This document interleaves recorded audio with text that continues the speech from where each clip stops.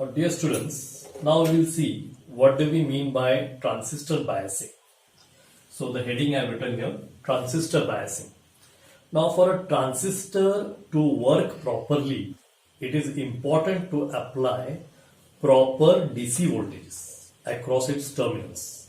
So it is having three terminals, that is a base, emitter and a collector.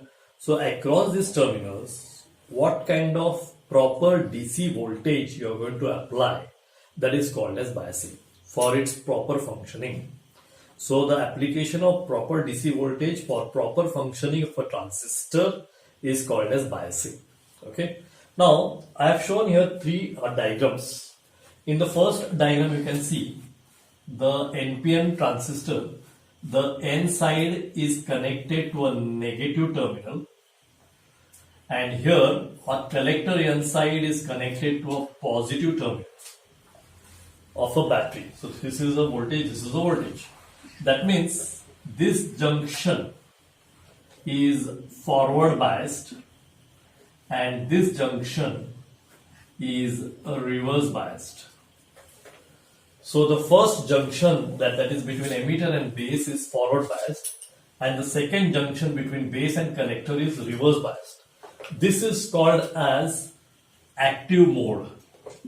This is called as active mode.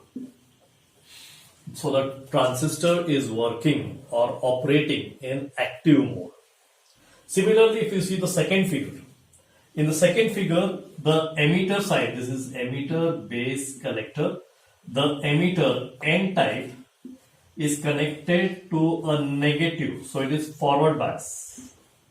Forward bias. Even here you can see the collector N type is connected to negative, so this is also forward biased with respect to the base.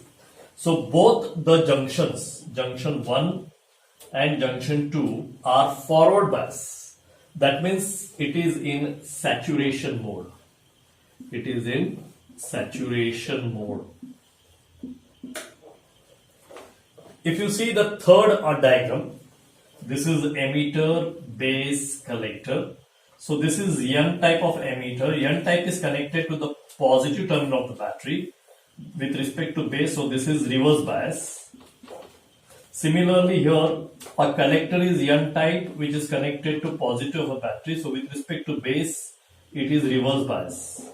So both the junctions are reverse biased. So it is called as cutoff mode. Cutoff mode. Okay. So here we see that transistor can be biased, or transistor can work in three modes. One is active mode, second one is saturation mode, third one is cutoff mode. So whenever we see applications of transistor, most of the time transistor is used either in industrial automation, industrial appliances, industrial use as a switching device, or as an amplifier. So if you want to use the transistor as an amplifier, then you have to use it in active mode. So here it is used as an amplifier. So whenever you want to use transistor as an amplifier, you have to bias it in active mode. That is, the first junction between emitter base should be forward biased, and the second junction between the base collector should be reverse biased. Okay.